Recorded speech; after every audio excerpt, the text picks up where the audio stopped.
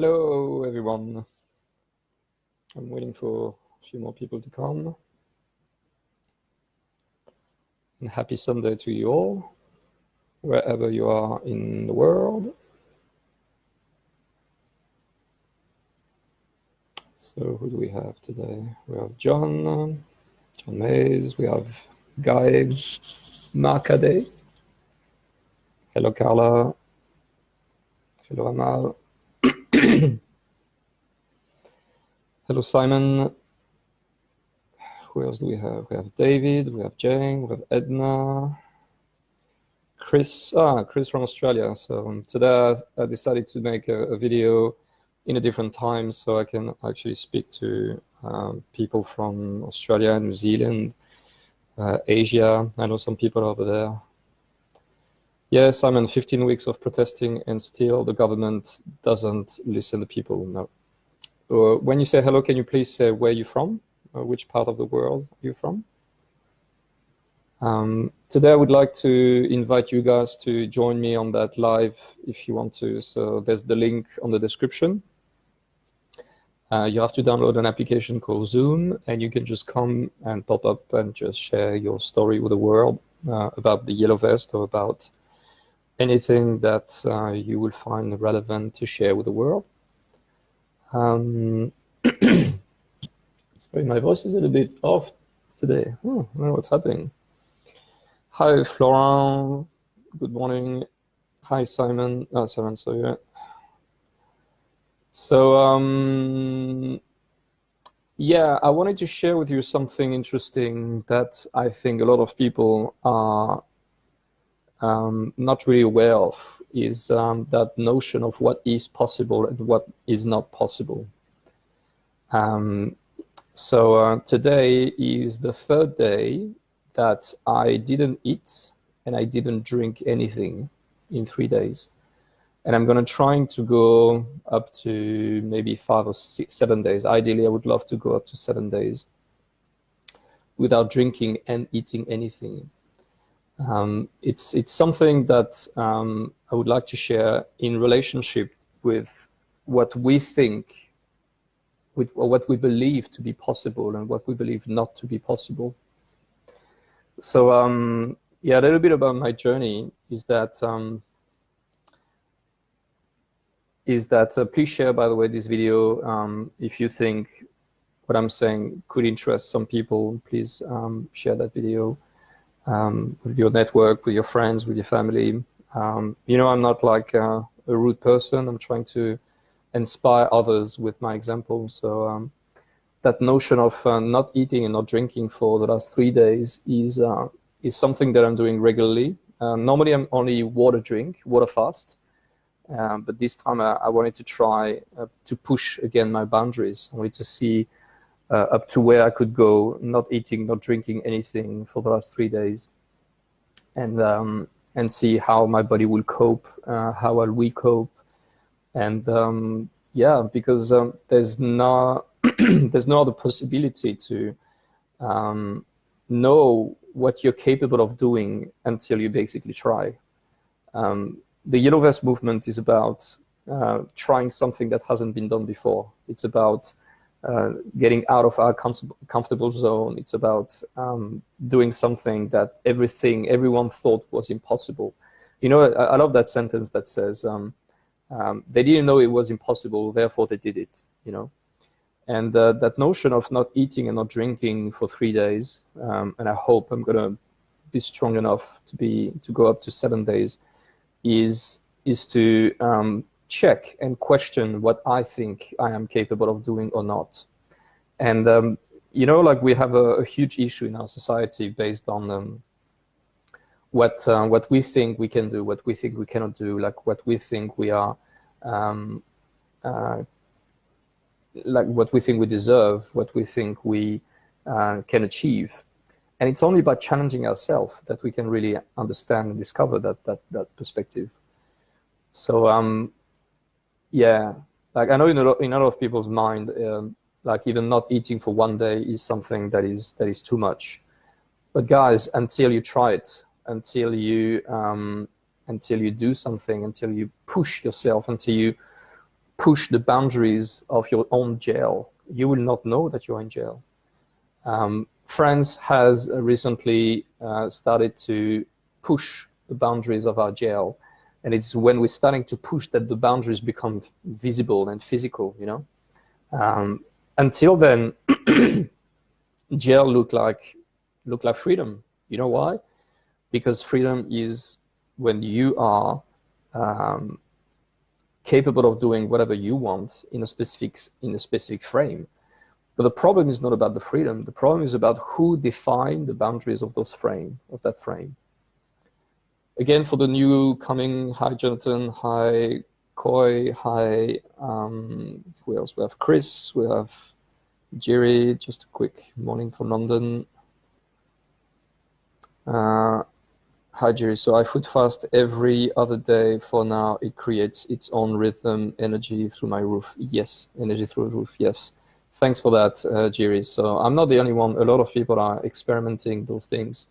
And I would like to use that opportunity that people follow me to inspire other people to get out of their comfortable zone. Bonjour, Jonathan. Hi, Des. Not only they sell Australian land and business, they sold Australia. Oh, well, that's way too long. Yeah, please don't spam, guys. I don't like that. I don't like when people are copying like huge messages for nothing. Hi, Robert. So, yeah, if you guys want to come to that talk, go in the description. There's a link. You can download that app called Zoom, and you can just pop up with me and have that chat and share your message with the world.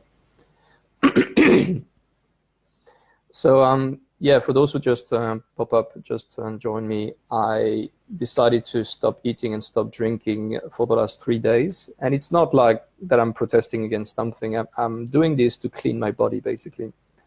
So it started actually probably 5 years ago now. My wife, which is a naturopath, asked me if I wanted to join her to a water fast, a juice fast initially. So juice fast is when you drink only juice, vegetable and fruit juice for 3 days. And you know what, like the first 3 days, like I did 2 days and I couldn't do more. Like after 2 days, I was like, whoa, this is way too much. I need to eat. It's too hard. It's too complicated. And, but I still was able to do 2 days. And that was a victory. It was a victory for me. It was like, wow, I'm capable of fasting for 2 days. I'm capable of only drinking juice for 2 days. And it gave me confidence. It gave me the confidence that what I thought was possible wasn't actually what actually I was capable of. And, you know, we are trained in our society to challenge each other through the other, not to challenge ourselves. We are trained to use others as the example that we need to transcend, you know. We love to look Olympic Games because we see people fighting against each other. But when are we going to have an Olympic Games where people are only fighting against themselves? You know, like when people are just alone and just go as fast as they can. Like some sports are like this. Like, but it's always in competition with others, where the idea is to be in competition with yourself, because yourself is the only real enemy. Like no one else than yourself is has any power to push you to do something that you don't want to do. Okay, so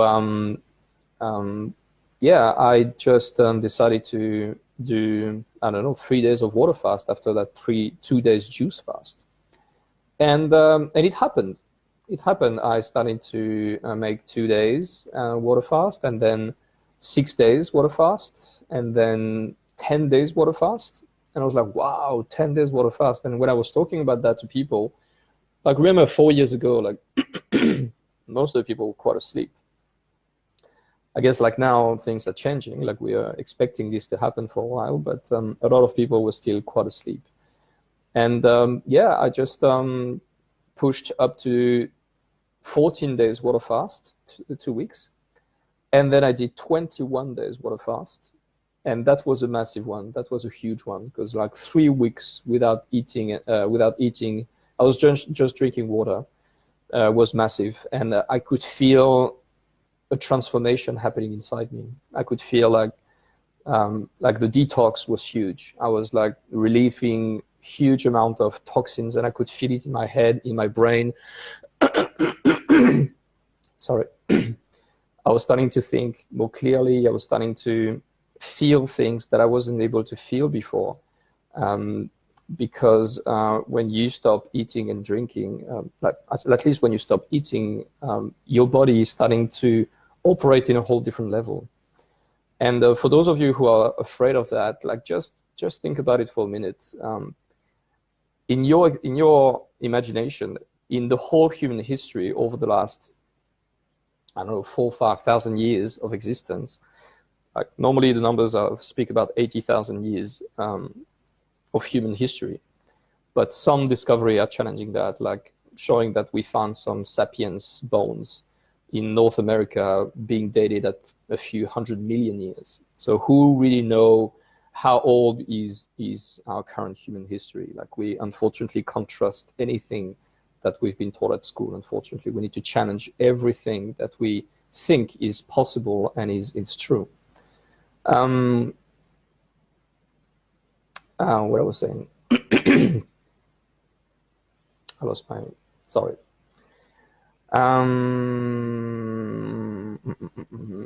So that's what's happened when you're not eating and drinking. So yeah, I was doing that 21-day fast, and yeah, think about it. How many times in our whole human history, no matter how long you think humans are on this planet for, how long do you think humans were capable of having 3 meals a day and were capable of drinking water every single day? Okay, just think about it. Think about how small tribes were covering the whole planet, and how complicated it was to travel from city to city, from town to town, especially when they were like traveling on boats, for those who had boats. How could they get access to food and to clean water every day? Like, it's not possible. It's just simply not possible. We've been lied about a lot of things, like these things that tells you you need to drink 3 liters a day. You need to eat 3 meals a day. You need. Every time that you hear that you need, your brain needs to challenge it. It needs to be able to say, stop. Okay, you give me an advice, and I will have to challenge that to be able to see if this is really relevant or not. Just going to read a few texts.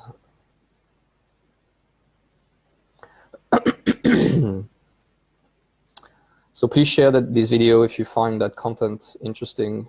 Please share it with your friend. So sugar withdrawal is hell. It's probably skin to a drug addiction withdrawal. I was ready to first fight. Yeah.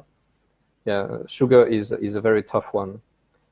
By the way, guys, Jiri, would you like to join me? Like, he seems to have quite some experience. Can you go to the description, click on the link, and just come with me and just share your experience? So Jiri was talking about that, how hard it is to get rid of sugar, of refined sugar. And it's true. You will not believe how good you will feel the day when you're going to spend at least 3 weeks without any refined sugar. Like taking a little bit of sugar here and there, like honey, for example, raw honey. My dad is a beekeeper. We are producing our own raw honey. We're really lucky with that. We have our own wax, and we're doing candle with it. We're doing some cream with it. We just relearn to do things in a natural way. I grew up in a big city. Like I grew up in a big city, but now I feel quite allergic to cities. Like the energy is very, very restricted. The density, the obligation, the constant need to do something, or like you have to pay for whatever you do, wherever you go, whatever you do, you have to pay. Where, like before, people used to just walk outside of their house and they were already in a bush or in a forest, and they were just like, that was their life. And they were just discovering the world through walking in a forest. And by night, they didn't have TV, they didn't have cinemas, they were just lying on the ground and looking at the sky. And that was their TV.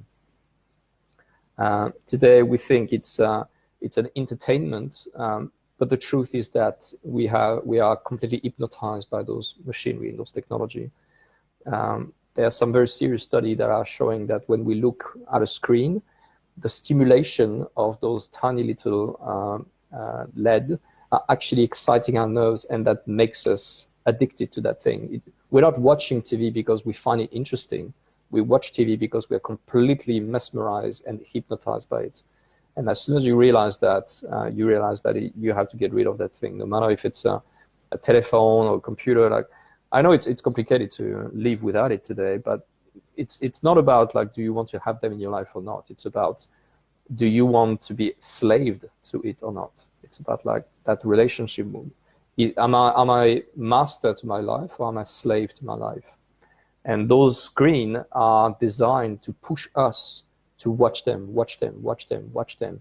until like we were exhausted. And you can see that when you go in bed and you just take your phone and you just watch. You can't get rid of it, because it's not that it's going to change your life if you just watch that one more video, that one more joke and everything. Because at the end of the day, a joke is a joke, a movie is a movie, an experience is an experience. And yeah, okay, you're gonna see something exciting, another thing exciting, and so what? Is it going to change your life? No.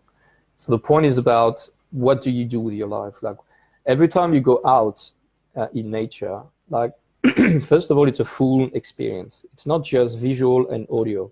It's a full experience. You have the touch, you have the smell, you have the look, you have all the senses, even like, especially when you walk barefoot, all the senses are triggered, and you're suddenly starting to interact with that reality. It becomes a real 5-dimensional experience, which is something that we're missing today, because we are limiting our senses naturally. We don't smell much things anymore. Like, we smell pollution, fortunately, but when you go in nature, you have like smells of flowers and smells of trees and the humus and all the billions of little creatures who are producing all those hormones and smells and stuff that we don't smell anymore. Like, when we are at home, like, we use artificial smell. When we are in a car, we use artificial smell. When we are in an office, we use artificial smell, and we lose all those experiences. I rediscovered that through a friend of mine called Adrian, which is a beautiful artist from Australia. He's making something called mists. So he's basically taking essential oil and he's taking information from plants and put them into his bottle. And when you spray those mists above your head, the first time it's actually quite overwhelming, because you suddenly feel your whole head spinning. It's weird. It's a really weird experience that you can't really explain. You have to try it. You guys have to try it. His website, I think, is Mystic Alchemic, or Mystic Alchemist. And the first time he did that, like, he was at a party and he just took his mist and just sprayed over my head.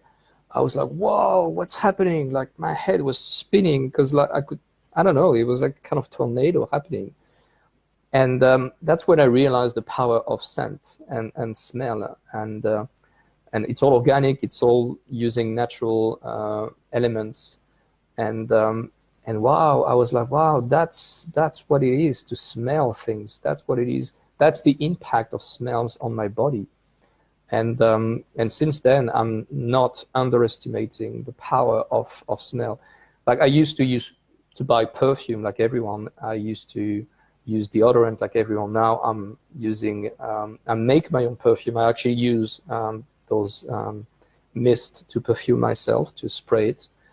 And I only use deodorant that I make myself with coconut oil, bicap soda, essential oil, and a little bit of flour, like corn flour, organic corn flour. It's very simple to do. Like, you just take 3 elements, you mix them, and bam, you have it. So what I'm saying is that the Yellow Vest movement, which is about freedom, it's about empowerment, it's about trust, it's about growing, all those points, like, we need to own them, okay? Like, we can't just live in a society where we expect everyone to do everything for us, and in the meantime, expecting to be free, expecting to have recognition, because guess what? Recognition is what you owe to yourself. Like, you can't ask people to recognize yourself if you're not capable of doing it for yourself. Like, and this is another huge lie that we are experimenting in this reality. Like the lie that we can constantly ask others to do things that we don't want to do for ourselves, because we're exhausted, because we don't have time, because we focus on our attention on things which are irrelevant but are stimulating us enough to hypnotize us, and then we don't have time to do the other things. So yeah, it's about like own it, taking it, growing it, and stop asking for others to do things for you. I love what Jordan Peterson is saying about, if you want to change the world, just start by your own bedroom. Just start to tidy your bed and do it, and because it's starting from you. It's starting how you can organize your own life. If you cannot tidy your own bedroom, if you cannot make your own bed every day, if you cannot cook your own food every day, how do you want to change others' life? You know, it's about like starting with little things and step by step. Just going to read some more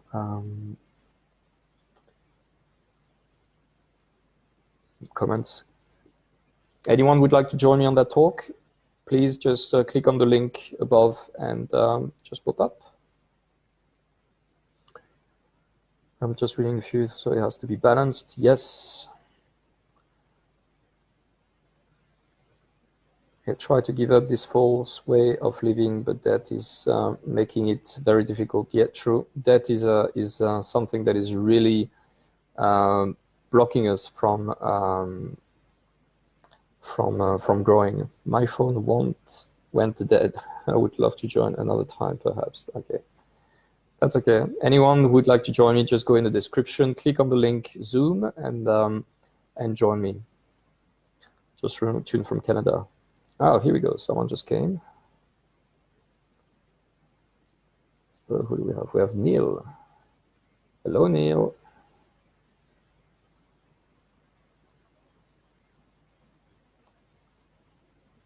Hello. I don't know if Neil can hear me. So for those who just joined the chat, I didn't eat or didn't drink for the last 3 days now, and I'm just trying to inspire people about that concept of not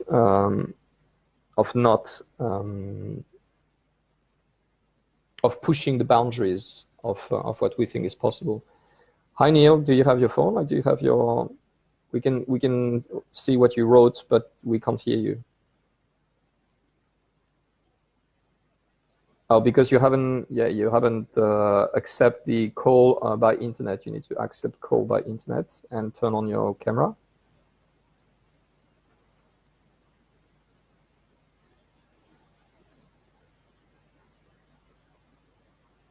And if you can't find it, you see that logo like on the bottom left. You can click on there and meet another person. Oh, here we go. Hi, Jill. Oh, okay. If you don't have any mic, it's not going to be easy. Sorry. I'm going to remove you. Hi, Jill. So same, you have to click on the audio. Guys, if you don't have a audio, like, there's no point joining me. But yeah, if you have the audio, I'm really happy to have you with me. We can't see you properly, Jill. If you can hear me. Anyway, so what I was saying. So yeah, I haven't eat and drink for the last 3 days. Normally, I'm only water fasting because it's a little bit easier. But in the meantime, again, in our whole human history.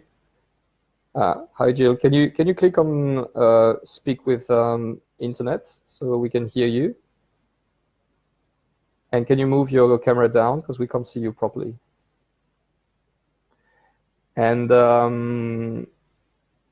yeah, it's about pushing away what you think you can do. Because as I often say, the only enemy that exists, it is not the government, it's not the immigrants, it's not your wife, it's not your husband, it's not your boss, it's not your friends, not your parents. The only enemy that actually exists is your belief system. It's what you believe to be true and what you believe not to be true. Because the people that you're looking at, no matter how they behave, what is important is not that much what they do. What is important is what you do according to what they do. It's the way you react towards them. It's the way you interact with them. It's the way you take on the information that they're giving you. So it's about the way you see them. It's like humanity is that animal that look at the reality all around, that has that massive glasses and doesn't know that. We have those glasses that filter the way we see reality. And for example, when you get upset with someone, you're not getting upset with that person because you like someone do something that upsets you, and you're like, oh yeah, you upset me. So well, like the person did whatever she wants to do, and this person is experimenting reality. No matter like what she did, like she could have done something like bad, like killing an animal or an innocent thing, but this person is experimenting something in reality, and the way she does is by doing it. You know, like when we were kids, and I didn't like doing that. I'm not sure I haven't done that, but some kids are taking fly, you know, and they remove the wings, you know, of the fly. And by doing that, they're exploring reality. Like there's, unfortunately, the way the brain is operating is there's no other choice that trying things. You have to take things and you have to open them and you have to dismantle them, and that's how you know what this is all about. And that's what science is doing. And it's what is really sad is that you can do that when you're young, but like the way when you grow up, if you're still doing this, like if you're still opening brains to see what there's inside, like you can do it 1, 2, 3 times eventually, but after 100 years of science, the experience that those guys are still doing on animals is disgusting. Like, do you really need to repeat 20 times or 100 times the same experience on, even if it's a mice, you know, like even if it's a mouse isn't, it's still a living being. Like who decided that you as a human had the right to torture an animal for whatever purpose, you know? It's not okay. No matter how you can try to explain it, that it's good for humans, it's what we want, you don't, like no one gives you that right. You take it, and doing it when you're young it is okay, but doing it when you grow up and when you pay to do that, it's like, wait a second, is there not another way to explore reality than just destroying it? Like, do we really need to get rid of all the life of the land to discover that, well, that's not a good thing? Even if this is how we are growing food today, like we return the earth and kill like all the worms and all the animals that are there, and there's no other way we can find a better way to grow food naturally? Like, is there oh, we have Mark. Hey bro, is it me can't hear anyone? Like, what's going on here? Ah, no, I can hear you. Yeah, here we go. I was starting to think that I couldn't hear anyone. I can hear you this time. Cool. Yeah, I'm going to remove Jill because if Jill doesn't talk, it's not really relevant. So, guys, I'd like to introduce you to my good friend Mark, which is from Germany. Wow. Germany, like he's American living in Germany, yeah. Right, exactly. And Mark has done a very fascinating work over the last few months or years, which is to create a system that can allow us to communicate in a full decentralized way using blockchain, and in like military grade protection encryption. So maybe you should just introduce yourself. That would be easier. Well, yeah, I'm gonna stop talking. Yeah, well, you know, it's like Sunday morning, and I'm just out here in my studio rewiring things. I hate cables. It's a nightmare, but it has to be done. And yeah, I just jumped on real quick and saw you chatting and talking. So I figured, so I had you in the background. Yeah, and I was kind of listening and whatnot. And yeah, I really don't want to discuss about what we've done. Yeah, we've done something great, but I was kind of focusing more on what you were saying. Please share whatever it triggers. Like, have you ever experimented fasting, water fasting, dry fasting? This is something that a lot of people are scared of, because again, we've been programmed to believe that if you're not drinking for 3 days, you're gonna die.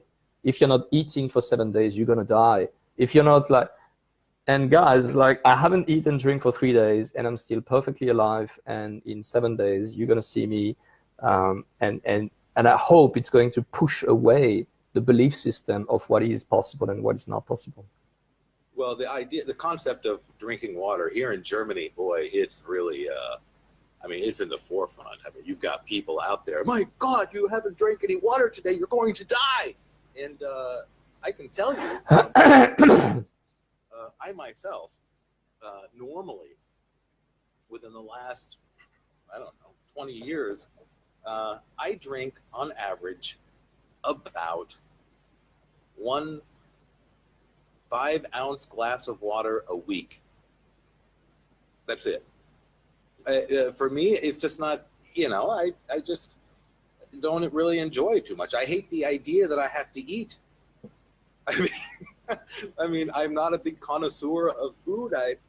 Granted, it's probably because I spent 3 years on the road playing music, and the only place I ate was at gas stations. So I don't really have an appreciation for good food. But when it comes to water, I'm sorry. My body doesn't really need it. I'm living proof of that. I get my nutrition from somewhere else. It doesn't have to be from a glass of water. It could just be from anywhere. One thing that I wanted to talk about, you mentioned animals and whatnot. And I think it was about, maybe 7 years ago, I was in Stuttgart walking, and there was a group of people on the street. And they had a little booth stood up there, a little booth. And they were trying to convey their feelings of that we should not eat animals. And now for me personally, I'm like, okay, you could definitely do that for yourself. That's great. That's wonderful. But you're not really trying to implement a law, are you? I mean, you're not trying to take this idea and put it into like Parliament or whatnot to try to pass this, are you? Well, yes, of course we are. And this concept for me was just blew me away. Well, how could you, if you have a belief system, that's fine. And I don't care what your belief system is. But as soon as you try to use the power of government to force your belief system on others, because the government has the legitimacy to do it. You, for a group of people, you do not have legitimacy. You're just 4 people on the street. But as soon as the government gets involved and they have the power behind them, the power to put people behind bars, then for me, it went too far. You can definitely live your life how you want to live it. But as soon as you start using the force of government to force your views on other people, that's where I belong. Now, what do you think? I mean, do you feel that there should be a general law that is forced upon everybody? Well, what I believe is that, yes, I believe that there should be a general law that should be put on everybody. But what I believe is that that law should be initiated by the people. I don't have any problem with people enforcing laws on a majority of citizens, because that's what society is about. Society is about agreeing that we cannot just live our life individually without anything that will organize our life together. My issue is that it's only coming from a tiny group of people who claim to do that for the good of everyone, and who happen to do that only for their own interest. So I don't have any issue with anyone telling me, from tomorrow you're not going to be capable of eating meat, as long as that decision came from the nation as a concept. Yeah, but isn't this just the idea of the majority forcing their rules on the minority? If we had 51% of the people saying this is how it's going to be done, and 49 disagree with that, is that just? Well, that's the current definition of democracy. The actual definition of democracy is not when you pass the threshold of the 50%. This is ridiculous. Normally, ideally, a democracy is when, I don't know, 80, 90, ideally 100% of the people agree with something, okay? So it's not about like the minority taking over the majority. It's not about the majority taking over the other aspect. It's about, all right, let's debate about it. Let's have a talk. I'm going to take an example of Switzerland, for example. Switzerland, which is a great democracy example. After Fukushima happened, okay, and we had that leak of nuclear things going into the water, and everyone knows it's a disaster, but no one talks about it, by the way. It's like, you know, we're all too busy watching that hypnotic screen about what is going to be our next shot of dopamine, like which one is going to like, which one is going to comment, which one is going to give a little bit of happiness in my life, because I'm so miserable inside that I cannot experiment happiness in another way than through others. When you get out of that space and you basically look at, wow, we actually destroyed 60% of the wild animals on the planet. When you just have a look on the way the boats are taking fish from the ocean, it's like you want to vomit. You seriously want to vomit. The way they just like take all those fish. And by the way, there's only 1/3 or half of them who's going to end up on your plate. 50% of them are going to die in the transportation between, like, when they took it. And it's just pure massacres for the pleasure of doing it. Because, you know why? Because they can do it. That's it. That's the only reason why it is happening, because they can do it. The same way when you look at the way animals are killed and the way animals are treated. It's not good, it's not fair, it's not like blah, blah. It's not anything that has nothing to do with moral or ethic. It is just happening because they can do it. And how they can do it is based on law. The law, which is that God that people worship in a democracy. I'm like, I don't have anything against worshiping, as long as I have that power to change it. I don't have any problem worshiping God, as long as I can change God. You know, that's my concept of religion. Okay, Yeah, but the concept of trying to get 80 or 90% of the people to agree on one thing is a very, very difficult thing to do. And so what? Getting out of bed is a very, very, very difficult thing to do. Educating a baby is a very, very difficult thing to do. How you educate a baby? How you exactly? Trying to get 80% or 90% of the people to agree on a child is going to be different. So the point is not about the difficulty. The point is about, are we going to be able to do it? And this is actually a great question, because this is the topic of today.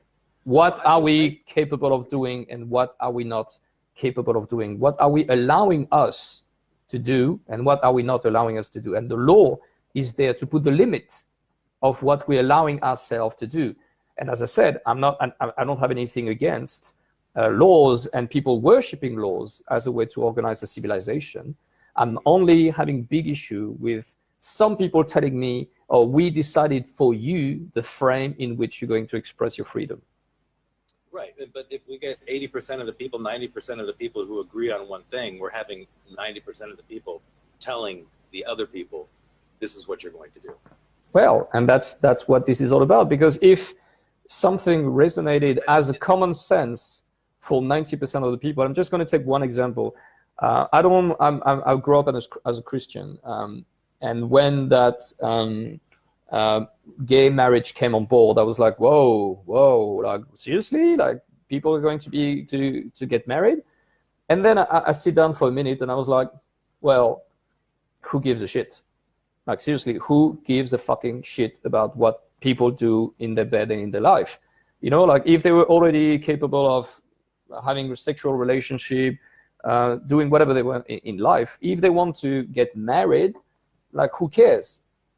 Like then the education of kids is a whole different topic, because in my experience, kids needs to have like masculine energy, feminine energy. But you know what? In a gay couple, like most of the time, or lesbian couple, you always have the same energy happening. You have a masculine man and a feminine man, and you have a masculine woman and a feminine woman. They all behave towards those things. Like, but at the end of the day, it's not that much about what I think to be right. It's about what we as a civilization think to be right. And those things needs to be based on facts and study and research, and not individual's opinion. It needs to be based on something much bigger than us. And if the fact is that no matter if you take your protein from animal, or if you take your protein from vegetable, from mushroom, it is the bloody same protein. And if in the future, let's say, for example, we can make a steak made of, I don't know, wheat or mushroom or whatever, wouldn't that be fair to say that, okay, why do we need to kill animal in such a barbaric way if we can avoid to do it? And wouldn't that be common sense to do that, by the way? But doesn't that lead to groupthink? Yes, and so? And groupthink is a very dangerous thing. Who said that? I do. Because when you have groupthink,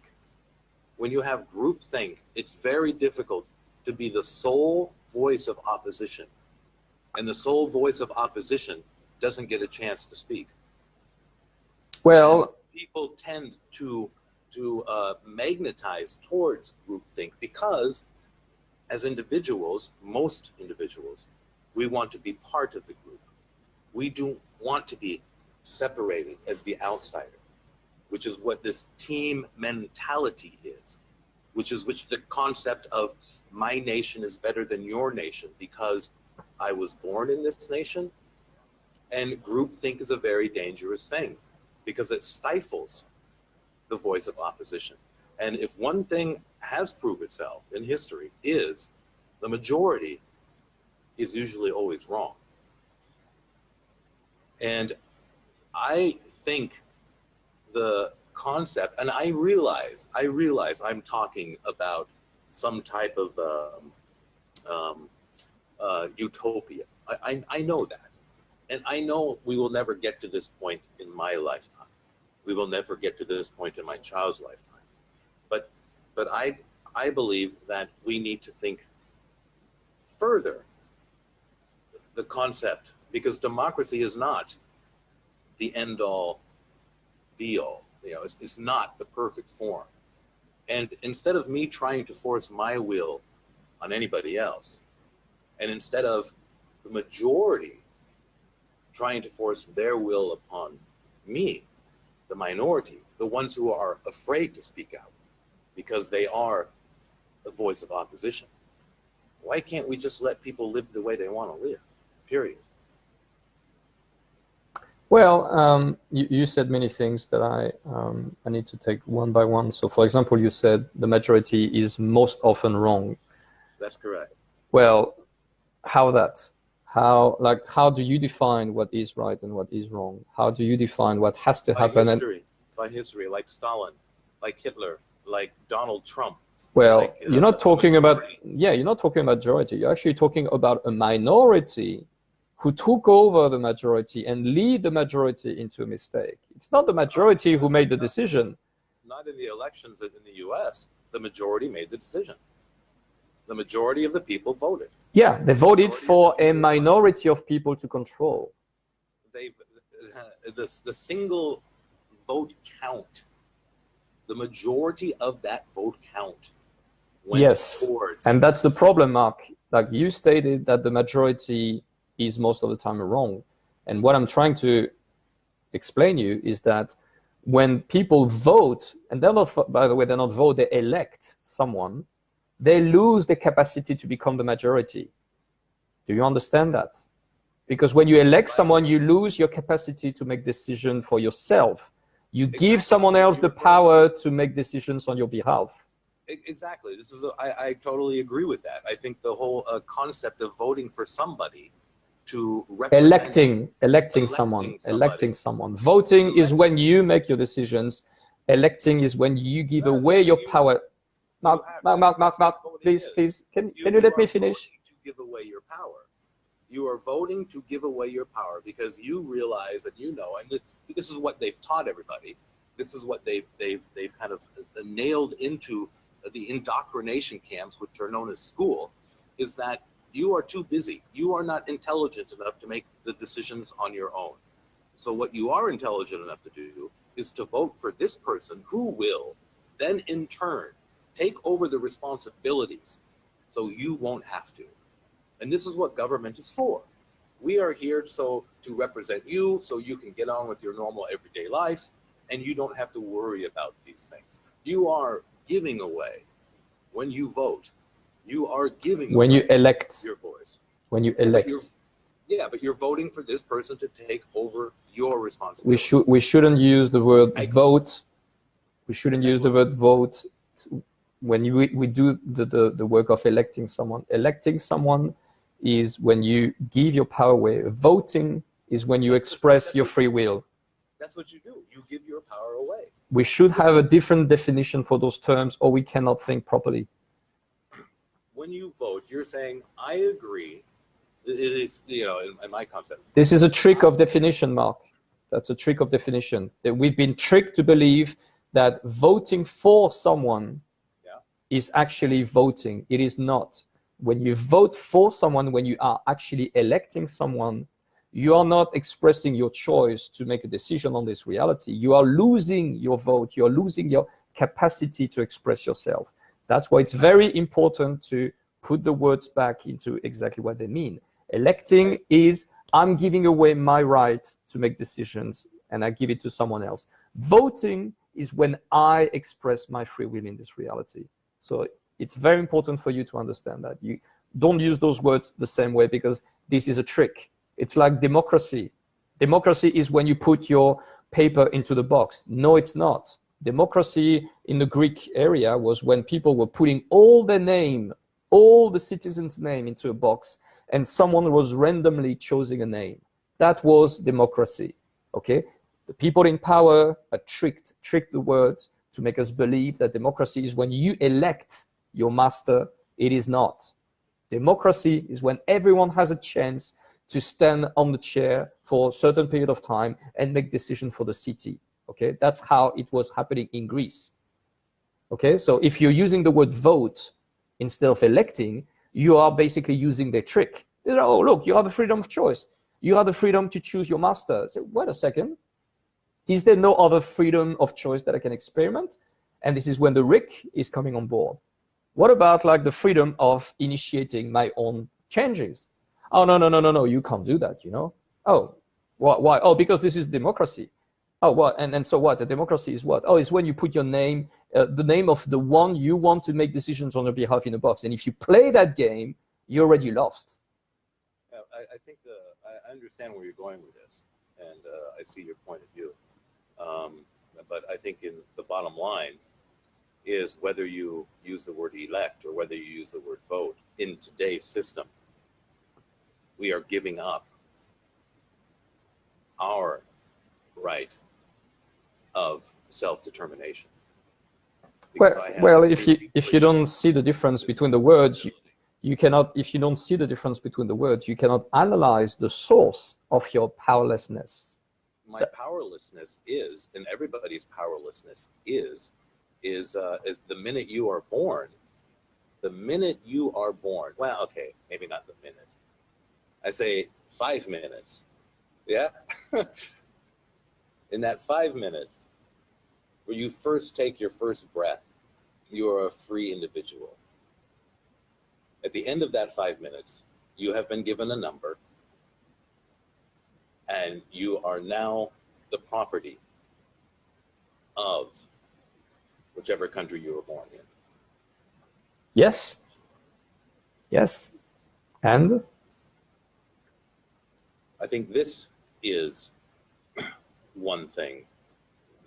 And as I mentioned again, the idea of groupthink and the idea of team mentality. Well, as I said a little bit before, the problem is not that much about the frame. The problem is about who defined the frame.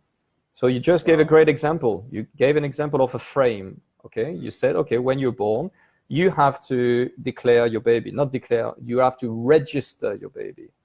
And this is a very key word. Registering is coming from the keyword regis, and regis is the king. So as you said, indeed, when you are registering your baby, you put the baby under the king's law, under the king's authority. So basically, you as a parent are giving away your right over your kid, over your children, by putting them under the regis, under the king authority. So as I said before, the problem is not that much about the frame, because guess what? There needs to be a frame. And this is what the anarchists cannot understand. There needs to be a frame. You need to have gravity in order to experiment reality. If there's no gravity, there's no existence. Okay? If atoms are not connected with each other, are not linked to each other, then you cannot experiment reality, because there will be no reality. So there's a frame, and that frame is that energy go towards and attract each other. Okay, that's the frame. The problem is not that much about the frame. The problem is, I think that's where the issue is the frame. Exactly. The problem is about who defined this frame. Is it just a group? You should be able to define the frame for someone else. I should be able to design my own frame, no? Well, that's if you were only, person, no? if you're living on an island, I guess you can define even if your. I'm living right here, even if I'm living right here, I should be able to make decisions for myself. I should be able to make decisions for my child without a third party being involved. No? Well, if you're living on an island, I would say yes. No, I'm living right here. Why can't I do it right here? Because the reason why you can live right here is because there's a bigger frame that we call a nation that allow you to live in that space. Okay? No, the nation doesn't allow me to live here. Of course it is. No, it doesn't. Well, if tomorrow, like another nation were deciding to invade that nation, you would actually be quite happy to have a nation that have militaries, that have borders, that have an economy that allow them to protect your house from invasion. They don't protect my house, but that's the idea. They don't protect my house. Of course they do. No, they don't. Well, ask the people in Syria, ask the people in Iraq, ask the people in all those countries that couldn't protect their own house because suddenly the global community decided to bring democracy in Iraq and Syria and Libya. Ask them what they think about, oh no, like I can protect my house. Well, when you have American sending bombs from kilometers above your head, like who protect? Right. So, well, your nation protect your house. Right, and these nations are the reasons why Syria and other countries have been invaded. It's not because they haven't had a military to protect themselves. It's not because they weren't a quote unquote sovereign nation. Yes. It wasn't anything to do with that. It's because they're formed to begin with. No, it's just because they were not strong enough. That's it. But if we go with that concept, then every single country should have a totally separated ironclad fence around themselves. Well, I didn't say that. But this is where this leads to. No. I mean, it shouldn't. In your mind, yes, but not in mine, no. Right, but I'm thinking that shouldn't we just instead of Mark, slow down, step by step, point by point. Okay, I was answering your point. You were saying this is my space of freedom. Okay, you were saying my house is my space of freedom. So you told me like I should be free to do whatever I want. And I was answering you that no, it's not entirely a place. Like the only place of freedom should be a place where you are the only one, and there will be no other interaction than you and nature. That's it. As soon as you are not facing nature, you have a human organization that is in place. And as soon as you have a human organization, there's relationship entangled between people, and this needs to be organized. And this is what law is about. Law is about allowing people to organize themselves so they will not fight with each other every day. So we put a law in place, which is property, for example. And we say, okay, if I get that piece of land, in the law that everyone respect, that piece of land will be mine and that piece of land will be yours. How can I take your piece of land? You're going to have to buy for it and you're going to work and generate blah, blah, blah. How money is created, blah, blah, blah. And that's how the whole society has been defined. Okay, so it's not just you who just pop up out of nowhere and decide, oh, that's my space, and everyone is going to respect it because I decided to, because that's not how it works. Yeah, I realize that is how society has been designed. Yes. I realize that. So again, of course, of course. And my point is that it's not about the frame, because frame needs to be implemented to allow things to happen. The same way gravity needs to be there for existence to be experimented. We need to have a frame to allow society to evolve. The point is not about that. The point is about who can define those frames. If it's a group of people who define that frame and tell you, okay, you can operate in that frame. For example, when you're born, you're going to have to register your kids. When you want to initiate something, you're going to have to choose someone to speak on your behalf. Like, this is a frame, and that frame has been defined by a group of people, and we know them. Illuminati, 13th Family, Talmud believers, Zionists, like all those people decided that reality needs to be a pyramid, okay? And you have a small people above and you have the large people below. If the pyramid was from below could have the same power, okay? An individual would have the power to influence those who are above, okay? That's it. The pyramid is balanced. You have a pyramid pointing up and you have a pyramid pointing down. Both of them are balanced. That's the problem. The problem is that the way the frame is defined is only coming from above. It doesn't come from below. And that's where your point saying the majority of the people are wrong. No, they're not. Actually, common sense is the most common things spread across humanity. The problem is that, first of all, people don't have access to common sense anymore through education. And second, even if they get access to common sense, they don't have any ways to express it. They don't have any way to express common sense, because as soon as they get that tiny little things on the bottom, they need to go at the top of the pyramid. And through the path of going at the top of the pyramid, they will be corrupted, they will be transformed, they will lose their identity, and they will become something else. And that's the problem. We as simple people need to be capable of influencing the people at the top of the pyramid. That's the solution. And that's what the RIC is about.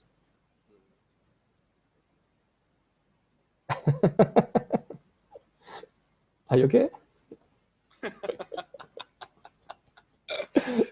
Yeah. No, listen, I understand what you're saying. I really do.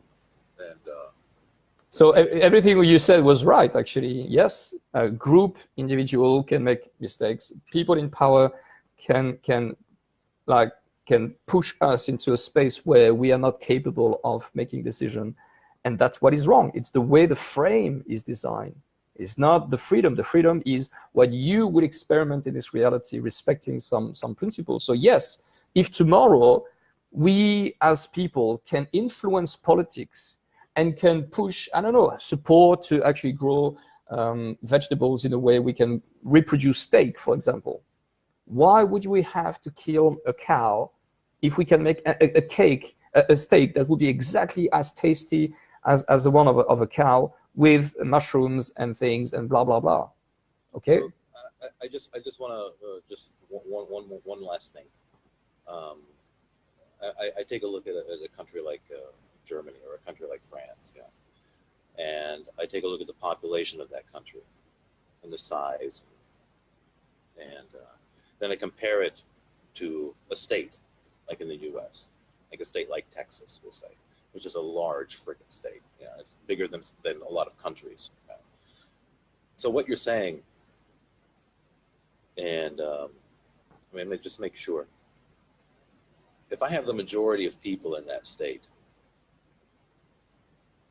and the majority of people in that state can influence the direction that that state goes, and they can influence, and they can actually make changes by majority,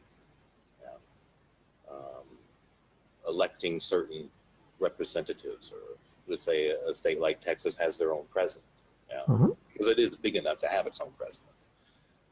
If the majority of the people in that state want, because it's their own society, because the mentality of people in Texas is totally different than the mentality of people, who knows, in Montana or North Dakota. It's totally different. But if the majority of the people in that state all agree that this is the laws that we want implemented, we want these laws implemented. Yes. If the majority of the people in that state want that, then it should be that way, correct? Well, wishes should be brought out. Yes, indeed. Okay. And this is already happening. This is already happening. Wait a second. It's already happening. There's many states in America that, for example, legalize cannabis, and some states didn't legalize cannabis. There's some states where death penalty is allowed, and there's some states where death penalty is not allowed. The question is about, are you happy? Like, as a human being, again, you need to live in a frame. You still have the freedom to choose the frame you want to live in. Okay, if you are in line with the laws who are implemented in Texas, and you want to feed that law with your energy, with your life, with your existence, you have the choice to stay in that state and be part of that civilization. As long as you have the choice to be like, oh guys, like, this is going beyond what I want. And even if I'm a part of the 20% of the people who disagree with you, if I don't agree with the 80%, you still have a choice to leave that space. And luckily, America is a big country, so you can actually go into a different space. Right. So basically you're saying, and I'm pretty sure I understand, 80% of the people in we'll say Texas, vote that there are no foreign people in our country, period. And the majority of the people. Well, they cannot say in our country. They can just say in our states. Yes. That's the country. Yes. For them, it's their own country. Yes. Okay. So we don't want any foreigners in here. We all voted. We're going to build a big wall. We're going to put gun turrets on it. We're going to put razor wire on top of it. We'll have drones driving by. If the majority of the people voted for that, then that would be okay. Correct? Well, like today, if you take just the example of the state of Israel, that actually has been planted in the middle of country that didn't ask anything to anyone, didn't own them. Like, we didn't even vote for that. Like, and they created their thing there, and no one has any problem with that. You know? Okay, so then that would be okay. That's the notion of nation. Notion of nation is you decide whatever you want on your land. No, you don't. The nation decides it. Because if you're a member of that 20% who disagree with it, then I guess you're just shit out of luck. Exactly. Yeah, you can stay there. You can stay there and try to educate others. So how moral is that? How moral is that? That you were born in this state, your family was born in this state, and then the group have, because of outside forces, because of the media telling them, putting this fear-mongering on them, they all decided, we're going to put a wall around ourselves, we're going to put gun turrets on it, and you're the only voice out there saying, wait a minute, I think maybe we should go about this a little different way. Well, it's too bad. It's too bad. Because you're in the minority, so now you're going to have to sell your house, you're going to have to move your family, and you're going to have to get the hell out. Yes. Well, where am I going to go? Well, hopefully you can go to that country. Well, I'm not sure if that country will allow me to go there because I have this freaking passport, and I have to, give up my citizenship for this state, this country. Is that the solution? Yes, except that in your example, like, you absolutely not integrated the RIC in your example. The RIC will actually be the possibility of the people to make decisions that will change the thing. It's not about, do we want to have, let me, Mark, please. Mark, let me finish. Yes. I think you stay way too long in Germany. You need to let people speak as well. Yeah. Jawohl. When you take the example of a place where people would actually create those boundaries and be happy in those boundaries, you just forgot one point, is that in your example, you actually said, oh, if the media are teaching people immigration fearmongers, blah, blah, blah. The first thing in the RIC is what? Is about bringing back the power to the people. And how do you bring power to the people? Through education. How do you bring education back to the people? By getting back information and media to the journalists. Okay? One of the big issues we're having today is that the media are controlled by the same elite. And they are transforming the people's mind and people's opinion through those media. So your example is not a good example, because as soon as the RIC is in place, one of the first things that people need to vote is the separation of the power. Separation of the executive, separation of the legislative, separation of the judges, and separation of the media. The media shouldn't be owned by any individual, no matter if it's governmental or private entity. The media needs to be owned by who? By the journalists. This is what internet and Facebook is about. I am my own journalist. I'm talking to you as a journalist, speaking from my voice, and I own my media. My media is my Facebook page, and I'm allowing people to communicate with me directly. I am responsible for what I'm saying, and if I'm saying something that is wrong or that doesn't resonate with others, I'm kicked out. People would stop to listen to me. Okay, that's the sense of responsibility. So your example, which is based on the old paradigm that we need to listen to media, even if we know that media are corrupted, even if we know that media are saying bullshit and fake news, and because they're giving us the wrong information, some people will get the wrong information and will make the wrong decision based on the wrong information, based on an agenda or whatever. Like, how can we think a society, or how can we think an example in this situation? We can't. With the RIC, we will separate the full power initially to allow communication to freely be expressed. Why? Because common sense is the most common things on earth. Well, I would love to see that. I would love to see that, especially with the media. Look, if you want to see what it looks like, just look at internet. Internet is a space where every YouTubers, every people who speak outside is its own owner. Like, no one owns me. No one tell me what to say, what not to say. I am. When it comes to Alex Jones. Well, Alex Jones is an example. Is one example. Right. No. I'm agreeing with you, because if we take a look at someone like him, who does have a, I would have to say, non-mainstream approach to a lot of things, what happens to him? They ban him. Yeah.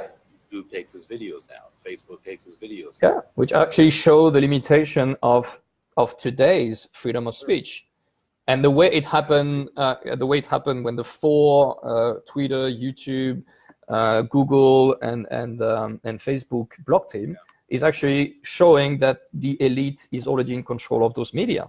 Absolutely. Yes. I agree with that 100%. So the solution is not about fighting the media. It's about us being empowered politically to be capable to separate those things from whoever. Okay, absolutely. Even from Facebook, even from YouTube, those things should be entirely decentralized. And this is called, I don't know if you know that name, blockchain. Yeah, we're working on that so hard. So blockchain is that thing that will allow communication to be freely expressed on Earth, with no government controlling it, with no one telling us what to say, what not to say, and how to say it. And it is happening, and you're participating in that space. Yeah, absolutely. So please don't say that you're not going to see that in your life, and your kids are not going to see that in your life, because like that's what we are doing. That's what we are currently doing, mate. Yeah, that aspect we will. We will definitely get this. Okay, the capacity to change the frame through common sense coming from knowledge, truth, love, call it whatever you want. Okay, like that thing that makes sense. It just bloody fucking make sense. Right.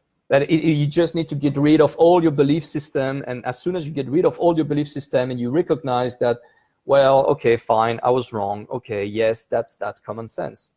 I just read someone that said something like, there's absolutely no chance I will ever eat a vegan steak.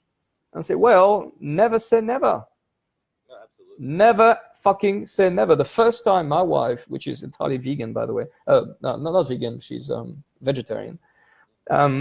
The first time she did a chili with a vegetarian thing, I was like, I ate the chili and it was great. And then she was like, oh, do you know he was vegetarian? I was like, what? Seriously? And she used like this mushroom mix that actually looks like steak. I don't know how you say in English. And I was like, well, it's exactly the same. I didn't feel difference. It was exactly the same. And that's where a huge belief just boom fall apart. I thought I thought I wouldn't like it. I thought no, and it's all belief. It's all belief system. So we think that it's not going to be possible. And guys, for those who just join us now, I spent my last 3 days without eating anything and drinking anything, and I'm still alive and I'm perfectly fine. And I hope I'm going to be able to go up to 5 days. If you guys support me, if you guys are pushing me a little bit, I'm going to try to go up to 5 days, 7 days if I can, without eating and drinking, just to show people it is fucking possible. Stop believe what you can and cannot do. Stop believe that this is something that we can, this is something that we can't. We always have to can constantly challenge our own beliefs. We have to challenge them all the time. And that's what helps us grow as individuals. And that's what helps us actually broaden our horizons, learning new things and learning that perhaps this one concept that I've always thought really doesn't hold water as I thought it did. So I agree with that 100%. Roman, it's been great. Yeah, I gotta go. But, we'll talk to each other later, yeah? With pleasure. All right, take care. Thank you, brother. Take care. Have a good day. You too.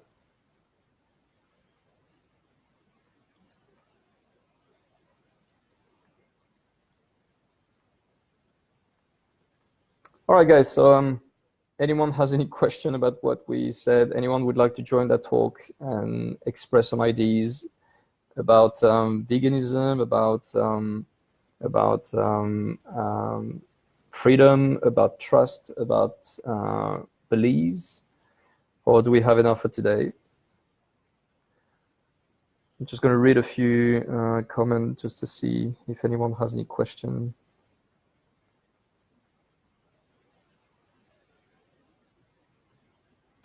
Yeah, so human beings has to study who they really are and discover their power. Yes. So yeah, Jerry, was for you. Yeah, I would never eat vegan meat. This is ridiculous.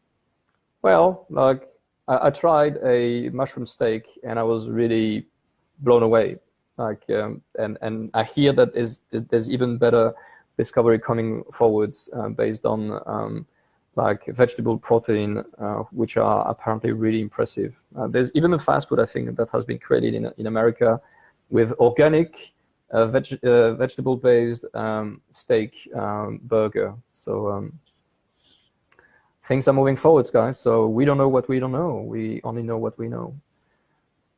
In America, people are experiencing the Great Awakening. Cool. I would love to hear more about that. So weekend steak and meat from biomass, even shit without GMO and bad things, was lecture at Scientist Design Academy of Eindhoven. Like Freund, if you want to come and share some information, just click on the link. Showing student the creation of a muscle of cow from only molecule and protein. Here we go. Here we go. Okay, so as soon as this will actually be cheaper than killing an animal, because killing an animal costs a lot of water, costs a lot of space. As soon as it's going to be cheaper to build, assemble a muscle, protein muscle with molecule, better than killing an animal, and it's going to have exactly the same taste, like, well, people will have the choice. Do we still want to have those plays when we are destroying life but in a barbaric way, or do we want to contribute into something that's going to be more respectful of life? Yeah, Vatican has a 40-foot wall. No one protests that wall. No, I do. I protest it. Vatican has a library with knowledge of history, and no one protested also. Yeah, that's something that really disgusts me, that people can get information that they stole from humanity and hide that from us. But something is telling me that very soon this knowledge is going to get back to us. Something is going to happen, and we're going to have to go there and take what is ours, our history, our true history. We've had beheading in America. We have illegals coming into our country who are indifferent to the process to come legally. Let any one of you or try to enter another country and demand all things in sustain and see the host country offers. Well, like this is the laws that needs to be organized by the city themselves. No one else than you guys needs to be able to control the way you want people to come and visit you. Divide and conquer, that's how they keep us busy and stupid. Yes. And by the way, this is how you can get control back on your life, by educating yourself and by inspiring others to think differently. And that's what I'm trying to do. I'm trying to think by myself, work on myself, educating myself, and inspire others.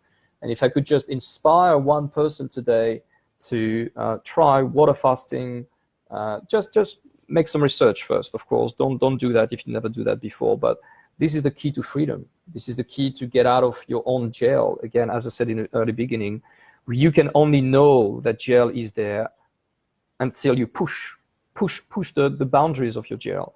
And it's only when you're going to have the resistance that you're going to be like, oh, wow, there's a resistance here. Okay, how can I transcend that resistance? And remember that you are your only enemy. There's no other enemy out of your own belief systems. What you believe to be true, what you believe to be right. I think, Mark, we had a great conversation, but he had a lot of beliefs. And I had to bring back those beliefs back to common sense. Like that the belief that vote and election are the same. No, it's not. The belief that group or majority can be wrong. No, they're not. It depends on the frame they are in. Okay, if you put the majority of the people in a frame of freedom where they can freely express themselves and change the frame themselves, well, we could really have access to happiness. But the truth is that today we live in a space where some people are giving us the illusion that we can change the frame, where they actually only give us the right to choose the one that will change the frame for us. The Constitution has to be written by someone else than us. Who decided that? Who decided that? Who decided that the Constitution, which is the supreme set of laws that are controlling the whole nation, cannot be written by individuals? Who decided that? Okay, as soon as you realize that, you're like, wow, okay, cool. I can be powerful. I can change the system myself. I can modify the laws and the frame in which we are all free to express ourselves from my own perspective. I can influence it. Okay, of course, not one person should write it, but many people can start to collaborate and write it. This is called global intelligence. This is called collective intelligence, when people are starting to bring their mindset and the mindset. As soon as we know, and that's where courtesy is all about. Courtesy is about allowing others to express themselves and fighting for those people to express themselves. As soon as everyone is capable of expressing themselves, and we can share those different points of view without having to hate each other. And this is what I really dislike with the American politics. It's like, oh, if you're not a liberal, I hate you. If you're not a Democrat, I hate you. If you're not a Republican, I'm like, what? Why? Why do we have to hate each other? Why do we have to reduce people to a tiny little frame, which is one bloody word? And that words can be communist, fascist, globalist, capitalist, Nazi, like all those words are just reducing a whole human being into one tiny little identity. And so we can hate it as much as we can. This is pathetic, guys. This is really, truly pathetic. No matter what you do, you could be gay, vegan, immigrant, black, no matter what word you try to bring that being into, that's your problem. That's your mistake. That's your huge mistake. You don't have the right to do that. Because as soon as you do that, you actually force the other person to actually prove you right or prove you wrong, which is not going to help anyone. It's not going to help you to realize that, no, it's not. That person is a son. That person is a daughter. That person is a father. Is an uncle. Is a worker. You remove the whole dimension of the being and reduce it to that tiny little. Oh, if you're not with me, you're against me. Well, like, are you with you? By the way, are you already with yourself? Because if you really need someone else to be with you, like, you must feel very alone in your life, in your own little box, like the way you define yourself, the way you know yourself. You must feel very alone if you really need the approval of someone else to define if you're a good person or not a good person, if you deserve to do those things or not. Like, you must feel very alone, and that's when the work starts. Like, that sensation of feeling not enough, that sensation of feeling not respected, not confident.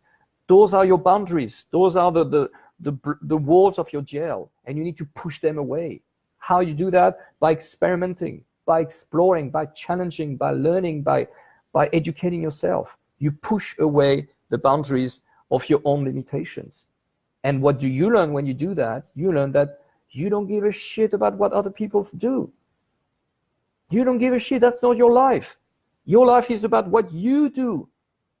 Your life is not about what others do that can even impact on your life. Your life is about, what am I doing every day that can change the world into a better place? How can I inspire others? How can I build something that can inspire others to go out of their comfortable zone and explore something new that will be a different experience? Okay, it's not about, oh, you shouldn't do that, or you shouldn't do that. Like, let the people alone. Show them what you can do, what type of person you can be. Show them that. And don't worry about them. They will learn. As soon as they get close to you, as soon as they respect you for who you are, they will learn. So today I just wanted to share with you that, yeah, I haven't eaten and drink for 3 days. And as you can hear, I'm still alive. I'm still vibrant. I have a lot of energy. I'm here to communicate and speak. And yeah, if you bear with me, I will try to give you an update in 2 days, 5 days, and 7 days maybe, if I can reach that point. And if I drink or if I eat something, I'll let you know. I have nothing to sell. I have no interest lying to anyone. I'm just sharing my experience to inspire others to touch the limit of your beliefs. Push them away always, constantly, because this is the price to pay for freedom. This is the price to pay to sovereignty. Sovereignty is not something that someone else is giving to you. Sovereignty is something that you have to take upon your beliefs. I think it's already an hour or more. I think we should stop here. If anyone has any question, I'm happy to answer it.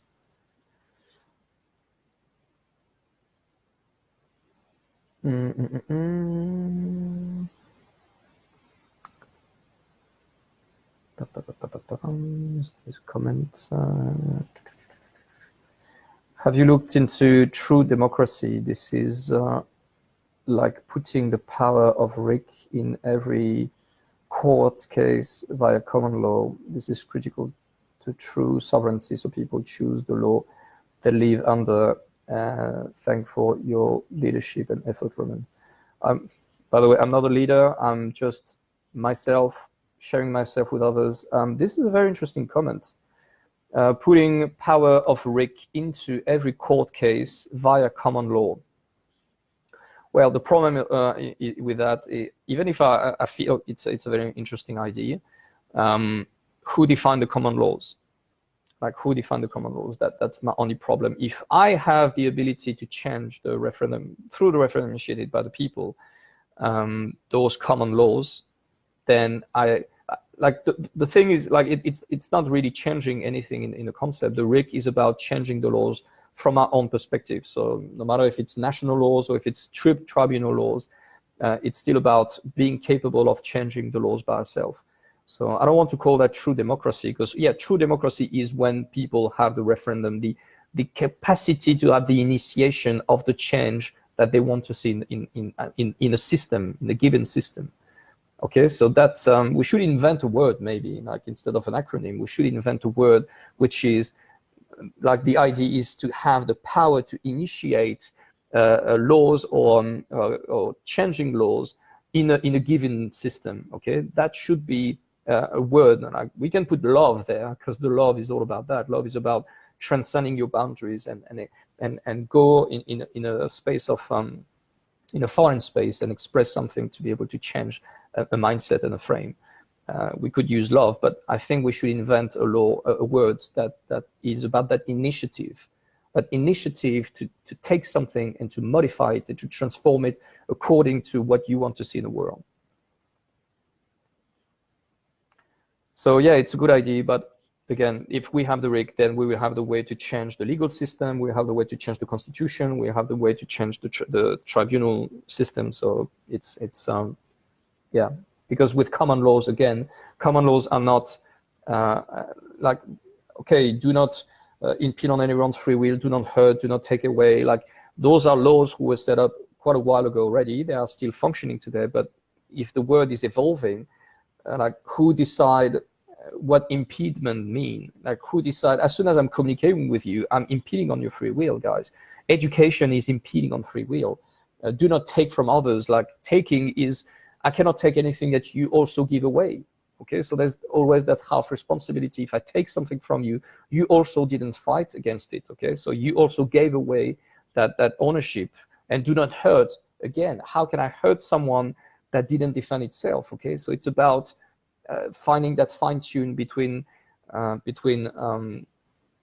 can I hurt someone and how someone is allowing someone to hurt himself. Like that, this shared responsibility based on, of course, on capacity to defend, the age, the power, and everything like that. But common laws are interesting, but they're also limited in their applications, because yeah, like defining the responsibility of those who cross the line is something that is quite difficult in the day-to-day. So just wanted to share that point as well. So Roman, you inspire us, and we will challenge our body from now. Thank you. Thanks, Florent. When you are fasting, you are going to meet your own ego and work on it. Yes, that's something that I already experiment many times. I'm just going to share with you one last thing before I'm going to leave. When I did my 21-day fast, after the 2 weeks, this is when I started to experiment very weird experience with emotions. I was starting to feel emotions that wasn't triggered by anything real. And that was really interesting. For example, this really shocked me. I was walking in the street and I was looking at the sky and I was happy and I was breathing air, because that suddenly, like, air is feeding me. Like it was really amazing. Like 3 weeks without eating is quite a challenge, especially when you live in a house when people are cooking and stuff like that. It's not that easy. And I was going out and I was walking and breathing air, and suddenly I felt betrayed. And I was like, what's going on here? Like, who betrayed me? And I was looking around, there was no one. There was no people that I trust. There was no people that I love around me. And I felt that emotion of betrayal. And I was like, wow, what's going on? Someone is betraying me, but I don't see anything. There's no relationship between what I feel and what I could experiment in my reality. And that was a huge realization. I was like, wow, emotion have their own existence. Emotion can be triggered by reality, of course, but they have their own existence. They're separated from what I thought was triggered by reality. Like, you know, when someone upsets you, you're like, oh, I see you and you upset me because you do something that, and what I realized is that when this person do something, it's actually remembering me something or pushing buttons that were already there. Like the upset was already there. I just triggered that card. I just took that card and put it on his face and said, yeah, you are the one who upset me. Well, that card was already there. It was already in my deck. And I just had to take it and say, yep, You are, but it was there, and you can actually decide to take it or not to take it. Because when someone upsets you, you can actually take it and say, oh, you upset me, and now I'm upset with you, and I'm angry, and blah, blah, blah. Or you can just take it back and put it back and say, yeah, you know what, fuck it. No, you don't agree me. No, you don't upset me. You can say whatever you want. I just refuse to let that emotion take over my will.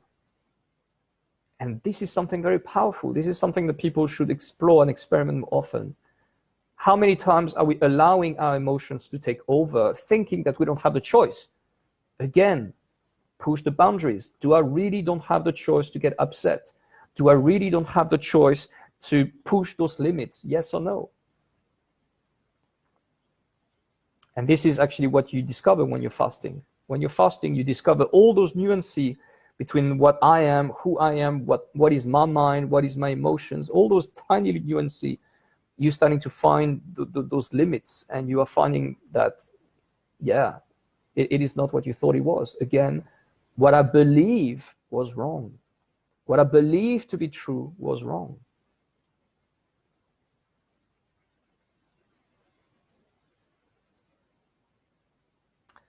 Yes, labels and titles are limiting the possibilities. So Roman, can you tell a bit more about what you experience in your fasting? Please describe the change in your experience. Well, it's you can't explain it.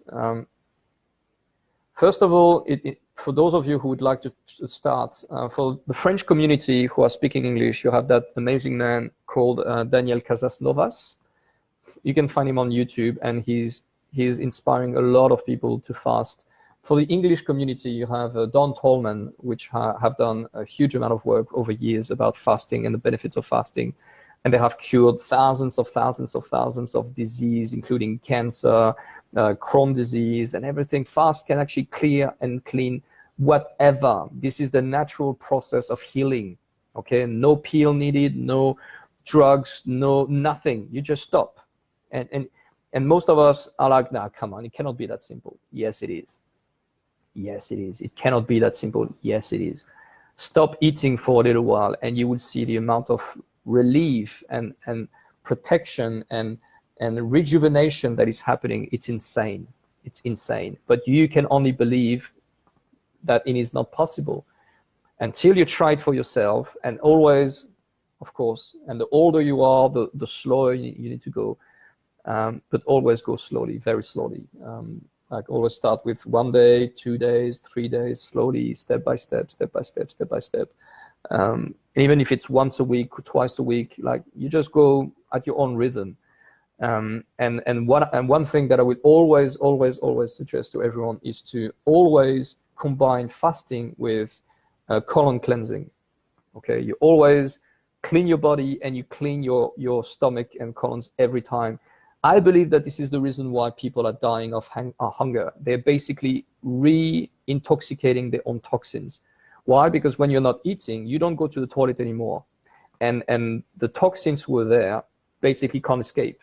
So your body is poisoning himself by re-ingesting what was in your guts for too long, basically. So that's a very crucial point that most of the people who do fast doesn't really do and underestimate. Is that every time that you're fasting, you need to do regular colon cleansing once every 2 days, once every 3 days maximum. And it's called enema in English, lavement in French. And you just like clean your stomach, you clean your sphincter at least, and so you will not re-ingest your own toxins. Okay, that's very, very essential. But part of that, until you're gonna experience for yourself, I can't explain what it is. It's a whole different state. It's a state of reconnection with yourself. It's a state of feeling like your skin get so smooth and you look younger.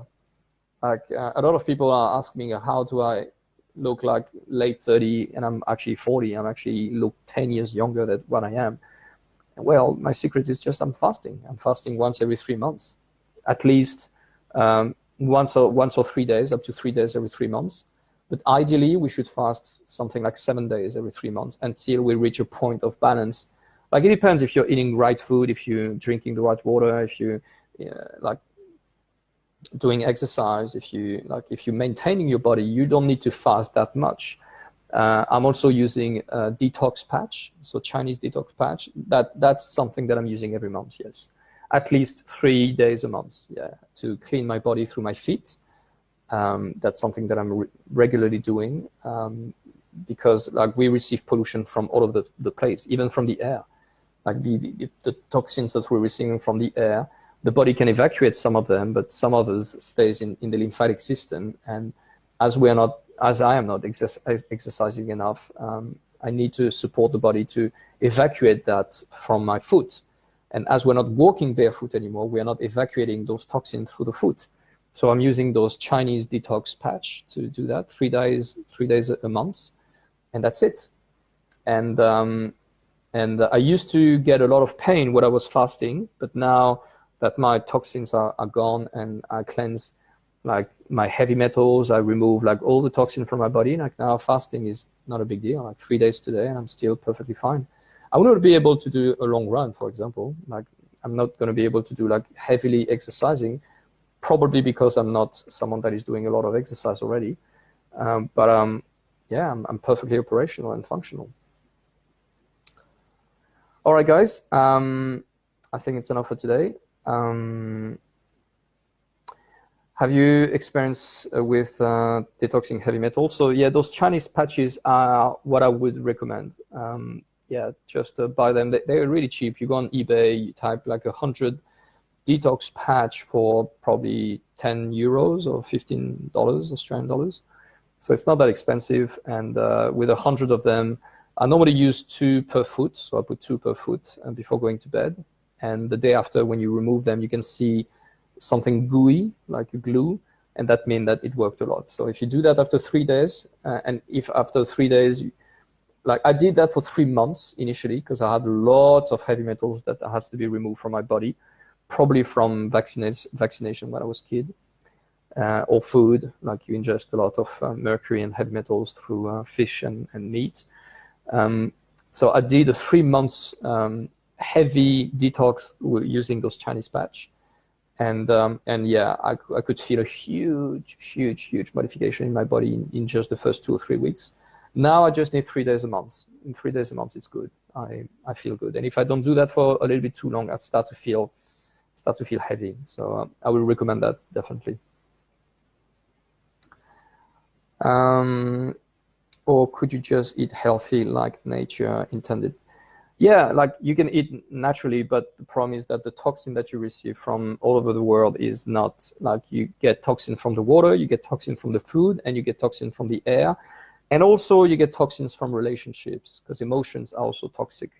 And if you don't know how to properly get rid of emotions, negative emotions, they would stay there and they will like destroy the whole machine. So there's many ways you are intoxicating ourselves.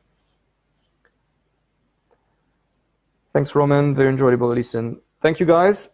Next time, I would love to have more people coming with me. Don't be shy. I'm not biting. You can just comment and share your experience. And yeah, like if anyone is starting water fast or juice fast, if you're afraid of water fast, just try 1 day juice fast. Just take juice, cold pressed juice, and you drink them on the spot. It needs to be raw, not cooked, because this is where you have all the vitamins and all the minerals. And you just drink it for a whole day, and you're going to start to feel. Tell me how you feel the day after, and like you can write me messages, or you can just come and share your experience next time. Yeah, like it's life changing. It's really truly life changing. All right, guys.